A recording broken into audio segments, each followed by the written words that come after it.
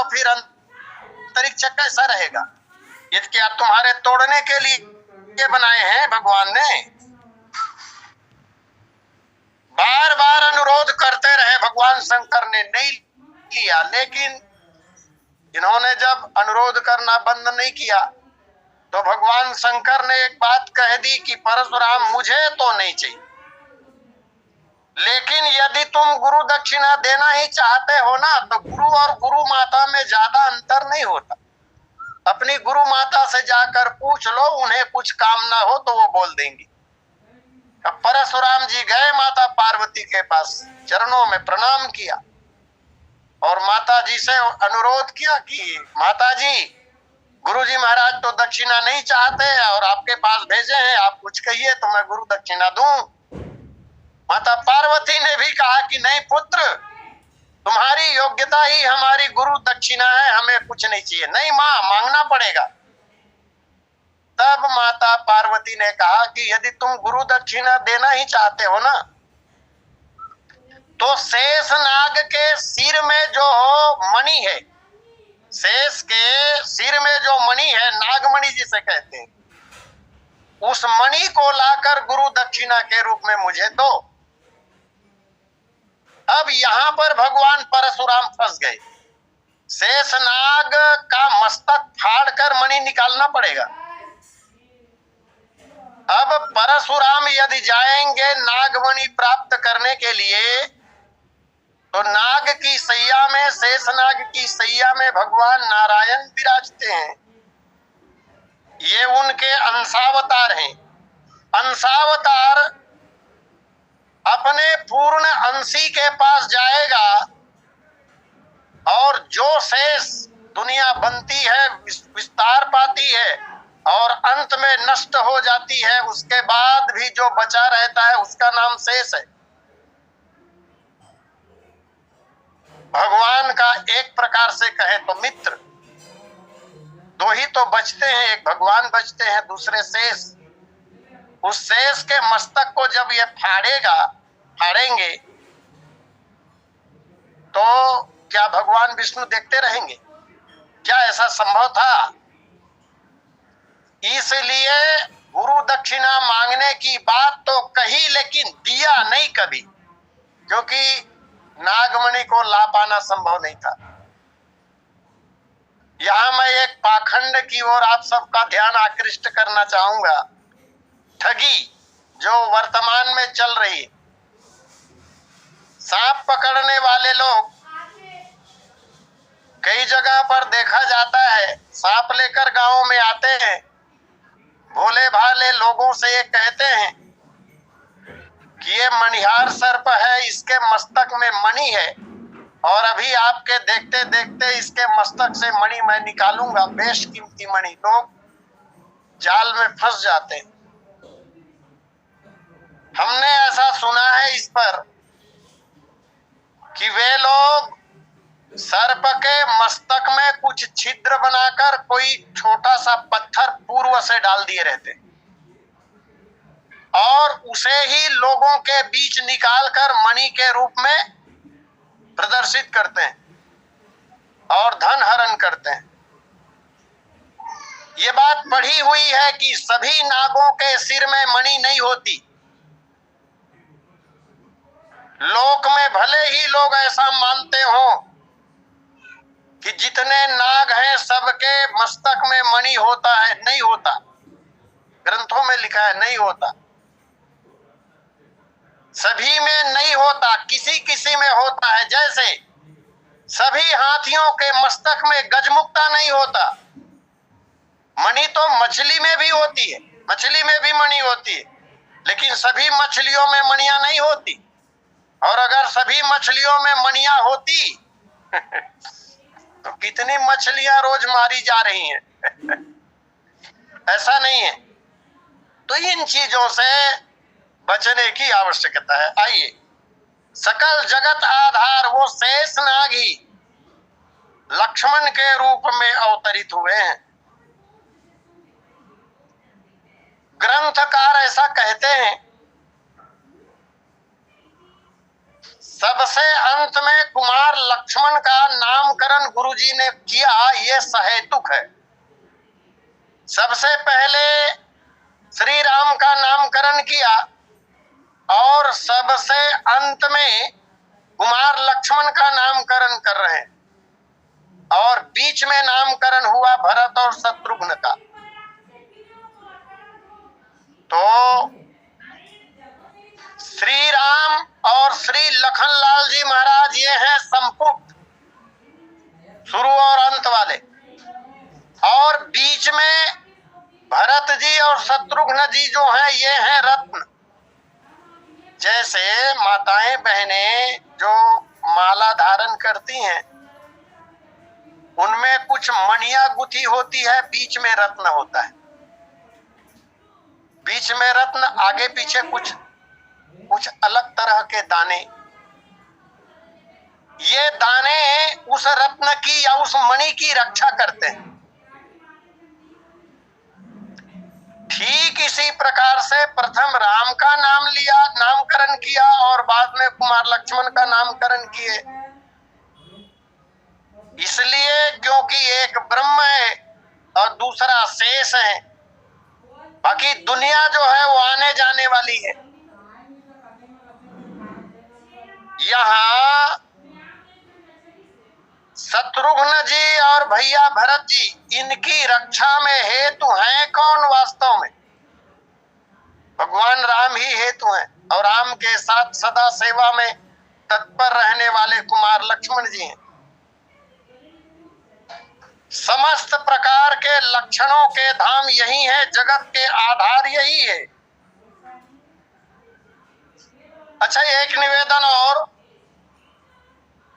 राम जी के अनुगामी भैया लखनलाल जी हुए। राम जी के साथ लखनलाल जी चलते हैं और भरत जी के साथ शत्रुघ्न जी चलते हैं। दोनों को आगे पीछे रखकर एक जोड़ी बनाई और भरत और शत्रुघ्न को बीच में रखकर एक जोड़ी बनाई, और यही जोड़ी सब जगह दिखाई देती है और जोड़ी भी कमाल की है। दोनों जोड़ियों में एक सांवला है, दूसरा गोरा है। पहली जोड़ी में भगवान राम सांवले हैं तो लखनलाल जी महाराज गोरे हैं। बीच वाली जो जोड़ी बनी, भरत जी सांवले हैं तो कुमार शत्रुघ्न गोरे हैं। जन्म भी तो ऐसा ही हुआ है, इसका कारण यही है। कुछ विद्वानों ने लिखा है इसे, जोड़ी बनाने के लिए चूंकि अनुगामी ऐसे हैं इसलिए इस तरह नामकरण किया गया। अन्य और भी कई कारण है नामकरण इस तरह किए जाने के। कुछ लोग प्रश्न तो उठाते हैं कि गुरुजी महाराज भूल गए यहाँ नामकरण करना। जन्म का जो क्रम है, श्री राम, श्री भरत, उसके पश्चात श्री लखनलाल जी और अंत में शत्रुघ्न का नामकरण होना चाहिए था, लेकिन चूक हो गई। चूक बिल्कुल नहीं हो सकती। गुरुदेव वशिष्ठ जैसे ऋषि से ये बात नहीं हो सकती। जानबूझकर गुरुजी ने ऐसा किया है, इसके बहुत से कारण है। अम्बा कौशल्या ने अपने हिस्से का जो खीर माता सुमित्रा को दिया था, उस खीर के खाने से माता सुमित्रा में जो गर्भाधान हुआ, उस भाग से जो बालक पैदा हुआ वो लखनलाल जी हैं। चूंकि वो हिस्सा अम्बा कौशल्या का है, इसलिए संस्कार जो है वो गर्भ से ही बन गया। जिस माता की कृपा से प्रसाद मिला, पायस का भाग मिला, उससे उत्पन्न होने वाला कुमार इसीलिए राम का अनुगामी हुआ। राम के सदैव साथ चलने वाले हुए। अम्बा कैकेयी ने अपने हिस्से का जो पायस माता सुमित्रा को प्रदान किए थे, उस पायस से कुमार शत्रुघ्न उत्पन्न हुए हैं, इसलिए वो भरत के अनुगामी बने।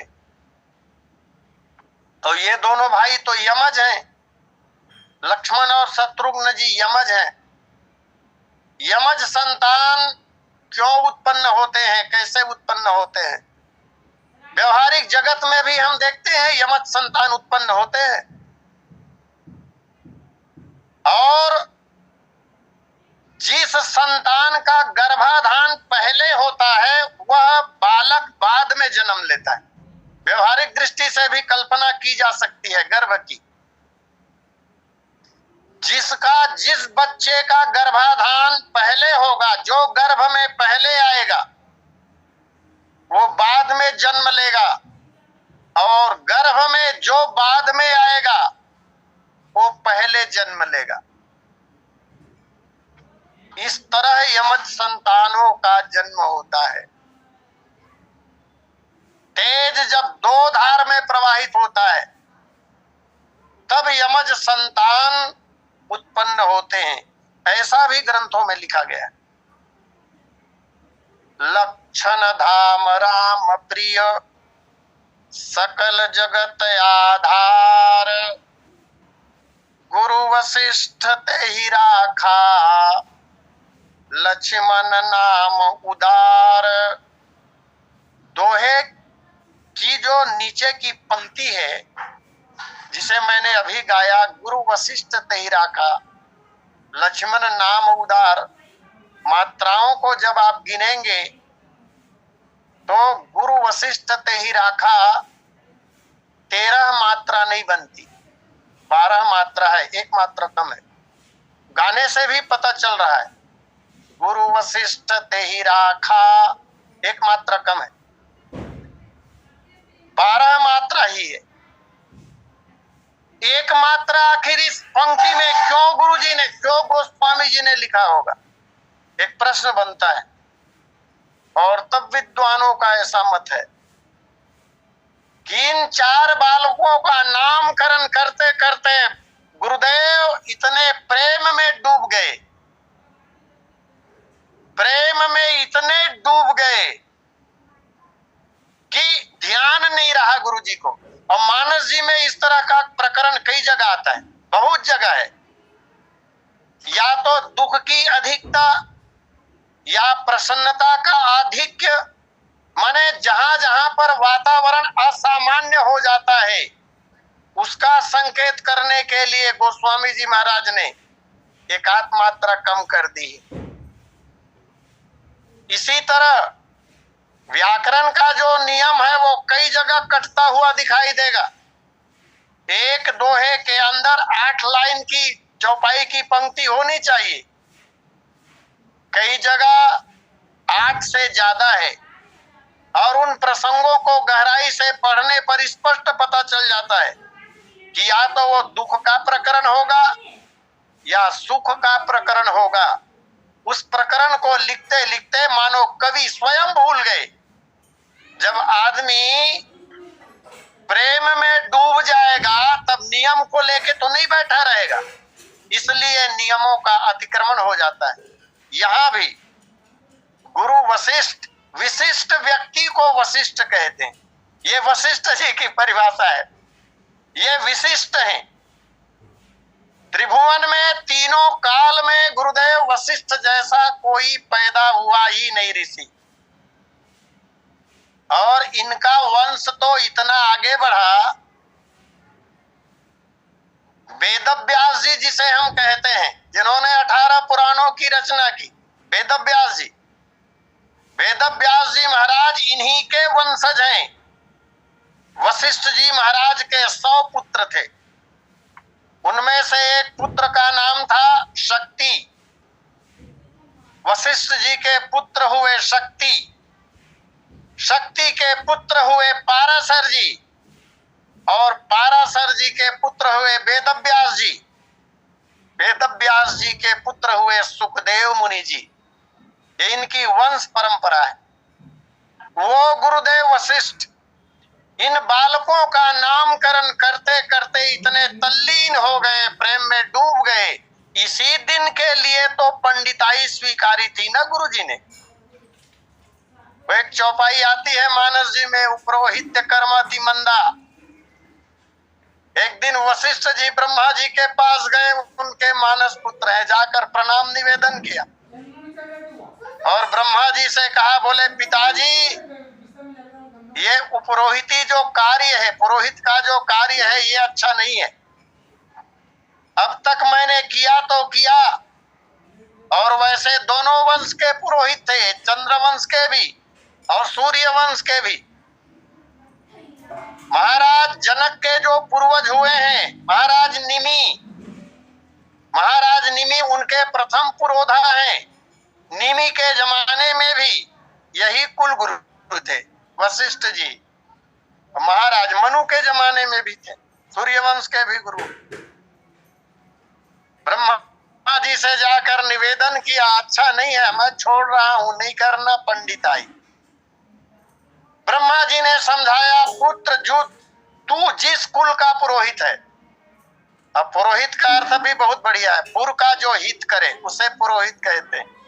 इस पर मुझे और कुछ नहीं कहना है, जो पुर का हित करे दैट इज कॉल्ड पुरोहित। तो ब्रह्मा जी ने समझाया था कि तू जिस कुल का पुरोहित है, उस कुल में एक दिन परमात्मा का अवतरण होने वाला है पुत्र, इसलिए पुरोहिती का कार्य कर। भगवान का अवतार जब होगा तब तुम्हें उस परम पिता परमेश्वर के गुरु बनने का सौभाग्य प्राप्त होगा। जिस परमात्मा का साक्षात दर्शन कौन कहे, स्वप्न में भी एक झलक भगवान की आ जाए, दिख जाए, ऐसा इस स्थिति को प्राप्त करने के लिए हिमालय की कन्नराओं में हजारों वर्षों तक निराहार रहकर तपस्वी लोग तपस्या करते हैं, लेकिन भगवान की एक झलक सपने में नहीं आती। उस बालक का नामकरण तुम करोगे, उस बालक का जात कर्म तुम करोगे,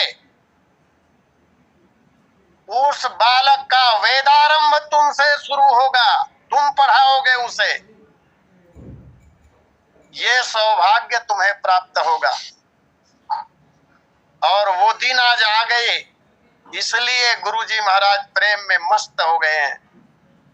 गुरु वशिष्ठ, इसलिए गुरु वशिष्ठ ने नामकरण करते समय अनुपम सुख का, आनंद का अनुभव किया। और गुरुजी ने तो दशरथ जी से इसीलिए पहले ही कह दिया था, जिस दिन भगवान का यह अवतार हुआ, ये बात मैंने निवेदन की थी।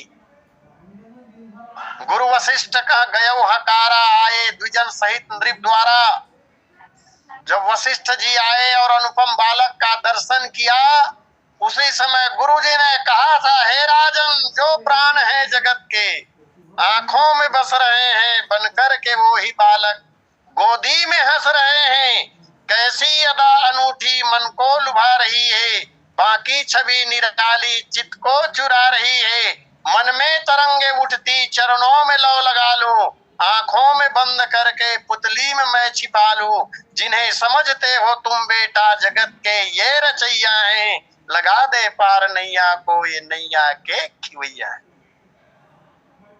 हाँ, एक बात की पीड़ा गुरुजी को होती थी, ऐसा मैंने पढ़ा है कहीं।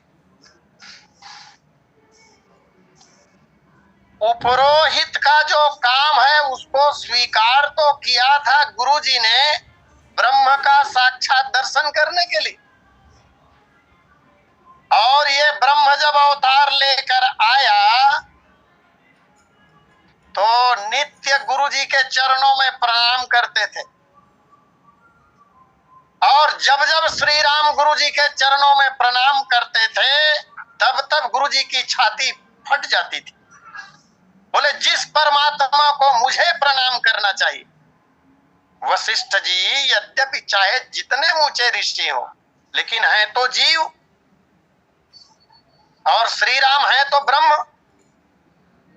ब्रह्म राम का दर्शन करने, ब्रह्म राम का दर्शन सुख प्राप्त करने, ब्रह्म राम का चरण रज प्राप्त करने, इसी उद्देश्य से तो गुरुजी ने पंडिताई स्वीकारी थी। लेकिन जब जब श्री राम प्रणाम करते हैं तब तब कहीं लीला का भेद न खुल जाए, इसलिए गुरुजी आशीर्वाद देते थे। और जब जब गुरुजी आशीर्वाद देते थे श्री राम को बड़ी पीड़ा होती थी, समय का इंतजार करते थे कि एक आध दिन तो समय मिलेगा। श्री राम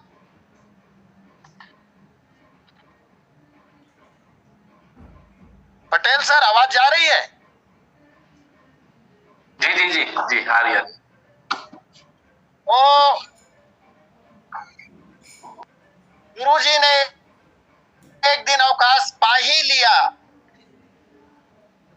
अब पता नहीं उस दिन वो घटना घटनी ही थी, अन्यथा श्री राम अकेले तो रहते नहीं थे, कोई ना कोई श्री राम के साथ में अवश्य हुआ करता था। लेकिन एक दिन कथा उत्तरकांड में आती है,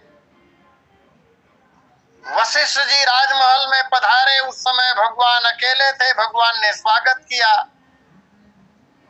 आज मौका मिल गया गुरुजी को श्री राम से वो बात कहने की, और तब अकेले में राजमहल में गुरुदेव ने श्री राम से कहा था, राम देखी आचरण तुम्हारा, हो तो मोह मम हृदय अपारा।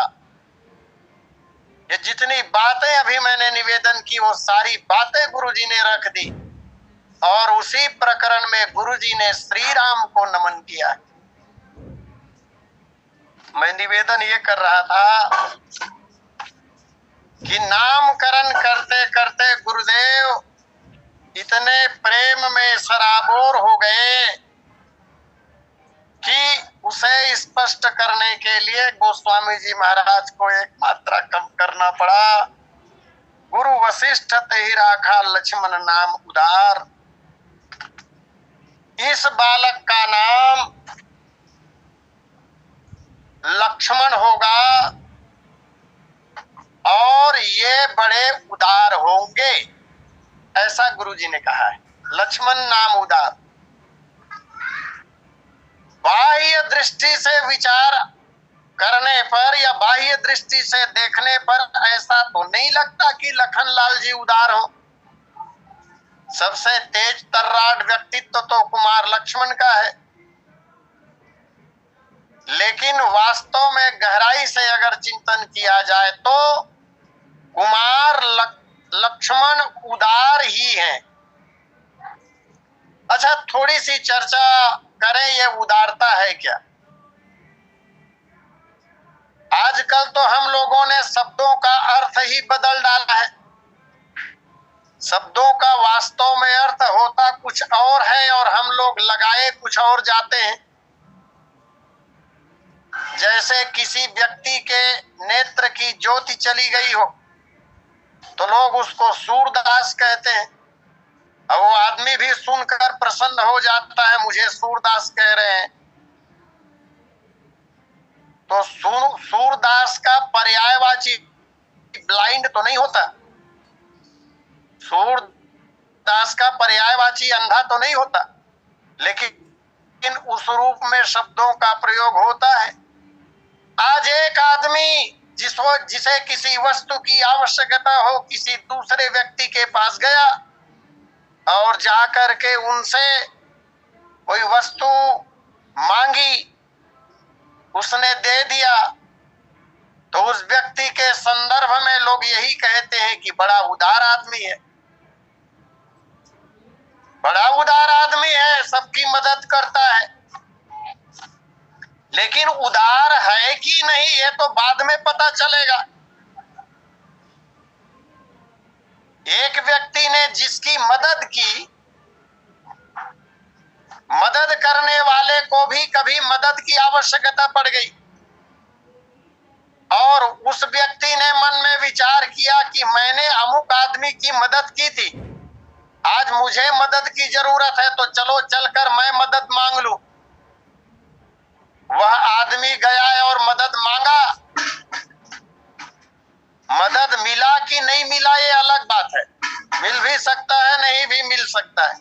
लेकिन जो मदद किया वो भाव उनके मन में है और मदद करने के बदले मदद लेने के लिए गया, ये तो व्यापार हुआ, उदारता कहाँ हुई है? मैंने किसी की मदद की, उसके बदले भविष्य में मैं भी मदद मांगने गया, ये तो व्यापार हो गया, उदारता बिल्कुल नहीं। लेकिन प्रयोग किया जाता है बड़ा आदमी बड़ा उदार है, ऐसा नहीं। तब उदारता क्या? एक व्यक्ति ने किसी की मदद की और मदद जिसने किया उसको भी मदद की जरूरत पड़ी, उसके मन में भी बात है कि मैंने अमुक आदमी की मदद की थी, लेकिन वह याद रखते हुए भी मदद मांगने के लिए नहीं जाता। मेरा धर्म है किसी का मदद करना, इसलिए मैंने मदद कर दी। मेरे ऊपर समस्या आई है तो मैं मदद क्यों मांगू, झेल लूंगा, दुख पालूंगा, अभाव में समय को काट लूंगा भले, लेकिन मैं मांगूंगा नहीं। अगर ऐसा विचार है तब इस स्थिति को उदारता कहा जा सकता है। यह है उदार। अब भगवान राम तो परम उदार है, परम उदार। परम उदार किसे? गोस्वामी जी महाराज से पूछा गया, बोले महाराज उदार के बाद आप राम जी को परम उदार कह रहे हो, तो राम जी की क्या विशेषता है? फिर परम उदारता को कैसे परिभाषित करेंगे? तो परम उदारता को विद्वानों ने कुछ इस प्रकार परिभाषित किया। किसी व्यक्ति ने जिसकी मदद की, मदद कर दी, बात आई गई, खत्म हो गई, समय निकल गया, लेकिन मैंने उसकी मदद की है ये स्मरण भी मन में न रहे। मदद मांगने की तो बात दूर, मैंने अमुक आदमी की मदद की है यह बात भी स्मरण में न रहे और निरंतर अगर मदद किया जाए, इस स्थिति को कहते हैं परम उदार। भगवान राम परम उदार है। यहां भी लक्षण धाम राम प्रिय सकल जगत आधार, गुरु वशिष्ठ ते ही राखा लक्ष्मण नाम उदार। भगवान राम के अत्यंत स्नेही है। भगवान की कृपा निरंतर लखनलाल जी महाराज के ऊपर बरसती है और गोस्वामी जी महाराज तो कहते हैं कि जही पर कृपा राम के होई, तापर कृपा करहि सब कोई। भगवान की ही कृपा जिसके ऊपर हो जाए उसके ऊपर तो सबकी कृपा होती ही है, सबकी कृपा बरसती ही है। इस तरह कुमार लक्ष्मण के नाम के साथ बहुत बातों का समावेश गुरुजी महाराज कर रहे हैं। आरंभ में मैंने जो अनुरोध किया था, सबसे आखिरी में इस कुमार का नामकरण करने का एक कारण यह भी है कि अन्य कुमारों के नाम के साथ जो विशेषताएं गुरुजी ने कही हैं, उन सभी विशेषताओं को लखन जी में आरोपित करना है, लखन जी में दिखाना है। और दिख भी रहा है कुमार लक्ष्मण के नामकरण में। लक्षण धाम राम प्रिय, लक्षणों के धाम है ये। किन किन लक्षणों के? तो जो लक्षण राम जी में कहे गए, जो लक्ष्मण भरत जी में कहे गए, जो लक्षण शत्रुघ्न जी में कहे गए, सिंहावलोकन करें थोड़ा सा।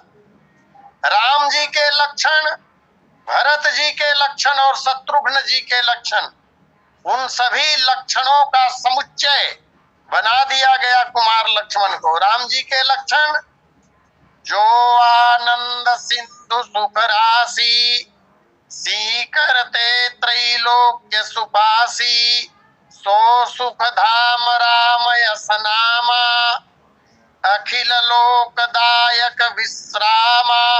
अब ये राम जी के सारे लक्षण, राम जी की सभी विशेषताएं लखनलाल जी में दिखाई देती हैं कि नहीं? देती हैं। लखनलाल जी जो हैं वो हैं जीवाचारी, हम लोग हैं जीव और हम जीवों के आचार्य हैं लखनलाल जी महाराज। हम समस्त जीवों के आचार्य हैं कुमार लक्ष्मण जी। तो जीवाचार्य होने के नाते राम जी के सारे लक्षण कुमार लक्ष्मण में घटित होते हैं। आइए, समय पूर्णता पर है।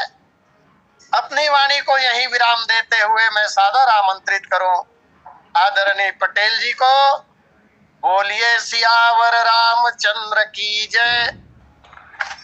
बोलिए सियावर रामचंद्र भगवान की जय। आचार्य जी, आपको बहुत बहुत धन्यवाद सबसे पहले तो, क्योंकि धारा प्रवाह व्याख्यान अद्भुत और इतने समय से आप बोल रहे हैं, फिर भी लोगों की उत्सुकता बनी हुई है, सुनने की जिज्ञासा बनी हुई, उत्कंठा बनी हुई है, अतुलित है, अप्रमेय है, अनुपम है। श्री लक्ष्मण जी के नामकरण की चर्चा आपके द्वारा वर्णन की जा रही थी। लक्षण धन राम की सकल जगत आधार।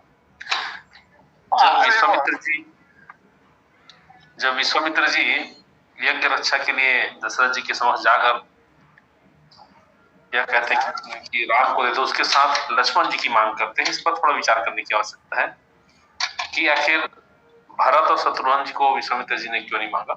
इसका एक कारण जो है वो समझ में आता है कि भगवान राम के शील के साथ लक्ष्मण जी की तेजस्विता का संतुलन हमारे समक्ष उपस्थित हो, हमारे जीवन में उपस्थित हो। क्योंकि जब तक सृष्टि में विविधता विद्यमान है तब तक उसको नियंत्रित करने के लिए कोमलता के साथ साथ कठोरता का भी होना अपेक्षित है। ऐसी स्थिति में कोई व्यक्ति शील और सौजन्य की सराहना करे किंतु कठोरता के कलम को वर्ण करने से भागे, तब इसका एकमात्र परिणाम यही हो सकता है कि वह व्यक्तिगत रूप में समाज से विशेष सम्मान प्राप्त करे, पर उसका व्यक्तिगत सम्मान लोक मंगल का भी घातक हो सकता है। और यही कारण है कि विश्वामित्र जी श्री राम के साथ लक्ष्मण की याचना करते हैं, क्योंकि वे पताका है, श्री राम रूपी चैत्र के शील की पताका है, उसके दंड है, उस पताका के दंड है। आपके द्वारा सुंदर व्याख्यान 69 श्रोताजन आपको द्वितीय लिंग में सुन रहे थे और यह अपने आप में एक महत्वपूर्ण बात है। समय समाप्ति की ओर है। आप सभी से